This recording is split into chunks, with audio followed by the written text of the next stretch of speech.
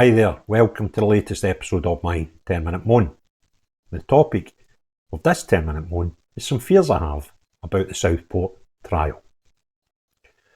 Now, probably some of you shouting at your screens right now, don't talk about Southport because you might get done with prejudice or you may cause a problem in the trial going forward. However, I have no intentions whatsoever about talking about the actual crime, and that is what you could prejudice the outcome of a trial if you had someone going into a court as a juror with a preconceived idea of what happened in the crime, because that's what they're there to judge. They're not there to judge Keir Starmer, the news, the CPS or anything else. They're there to judge the crime or no crime. That's what they're there to decide. So any talk about anything round about that cannot be considered perjury, because you're not going to prejudice anything. And I've got two concerns. And both of the things, thankfully, have already been discussed in other places. But sometimes you need to join the dots. Now, the first thing I want to discuss is the claims by Robert Jenrick in the Houses of Parliament, where he accused the Prime Minister and his government of knowing more than they let on and potentially covering stuff up. And what that was about, that was once the second lot of charges were added to the alleged crimes. Originally, the young man was charged with murder and attempted murder. And then weeks later, there was charges relating to the ricin that was found in his home, and charges relating to that, and charges relating to an Al-Qaeda training manual. And that's all in the public domain, and the police told us at the time that these new charges were linked, but did not mean that alleged crime. And I need to say alleged crime because the court case hasn't taken place yet. So it's alleged at this point. So they were saying that the additional charges were terror linked didn't necessarily mean the first two charges of murder and attempted murder terror linked at all, which was a bit weird. But what it did confirm was there was two parts to the investigation from day one, and that's what Robert Jenrick in the House of Parliament was suggesting. Keir Starmer and his government must have known about this when they started telling folk in the UK not to tie it to that. And some people were arrested, and some people went to jail, and some people went to jail and not been able to cope with the pressures and take their own lives. And that could be a problem. So that's the first thing that concerns me. The second thing that concerns me is the fact that this trial has already seen delays. And keep your ear close to the grid. You'll hear rumours that they might be getting put back further again into the new year. The trial date set for January may not happen in January. It might go further back than that. And a lot of people might think, why? And I believe I know why. If we are the Prime Minister, or even the Chief of the Crown Prosecution Service, who I'd done a video about the other day, and I'll link at the end of this, because I've got 3 videos that I would suggest you watch, this being the third one.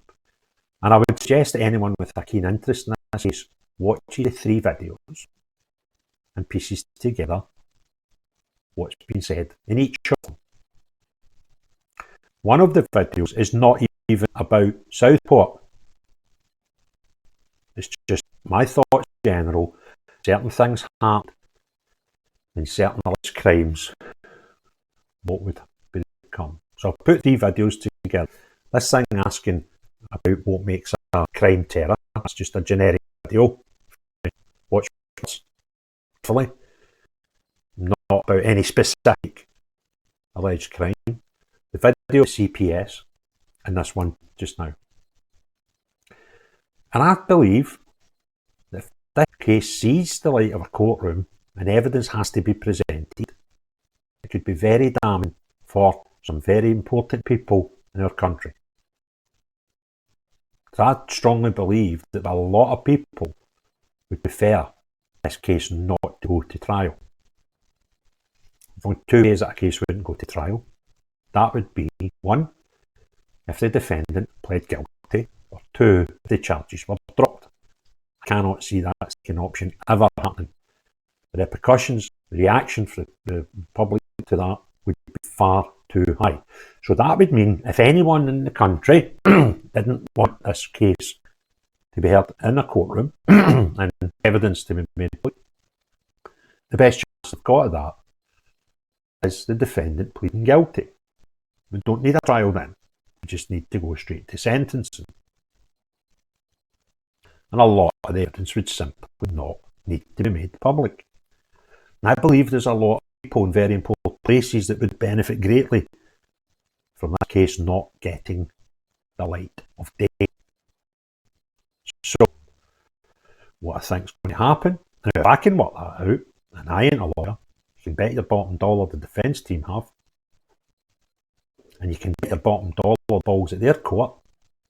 That brings me on to my second thing that's a concern that I've thought, oh yeah, what's going on here? Is the fact that this person, the defendant in this trial, has been at court twice or been presented to court.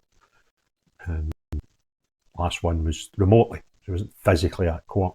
We've already seen that played because of fears for his own safety and potential riots and things, because the defence lawyers are going to use every trick. Never as much as confirm his name. Now, if you've not confirmed your name, can he plead guilty or not guilty? And I find that odd. And I think it's because there's some deals going on and some people trying to make sure this case never sees the light of day and we get a guilty verdict. And I believe that's why we've seen additional charges put on the table. Because the more charges are put on the table, the more frightening potential risk you've got for a guilty verdict. And the more chance you might have of being guilty if some of those charges are starting to get removed from the table. So, what I would suggest to the good people listening, don't be shocked and stunned if we start seeing more delays in this trial. And don't be shocked and stunned if, after an extended period of time, potentially the first time he pleads, we get away. To be perfectly honest with you, we all know people, or know of people, who through that summer of madness, when there was people getting sentenced to strange things and the pressure getting on to plead, I would imagine stats for the amount of people who pled guilty this summer's probably outweighed any other summer in the history of summers. And fool not to accept that some people are heavily persuaded to plead guilty. And possibly some of them didn't get what they promised if they pled guilty. And the thing about pleading guilty is I think it sort of scuppers a chance of appeal. Can you imagine being charged doing something that turned out to be the truth? But you pled guilty in the first place. If you pled not guilty, went to trial and found guilty, you've got a better chance of appeal. So, join lots of people. I'm going to go and stick my neck right in the blog right now. But I'll watch the 3 videos, this one, and the 2 that I'll tag into the end of this video, and also put them in the description and in the comments so you can watch them. And one of them, I will reiterate, you listen to me very carefully here, one of them has got nothing to do with Southport. It's just me asking a question, but what if?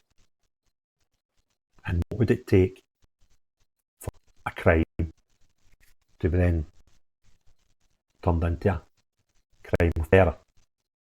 That's interesting to listen. And the other one's about the CS.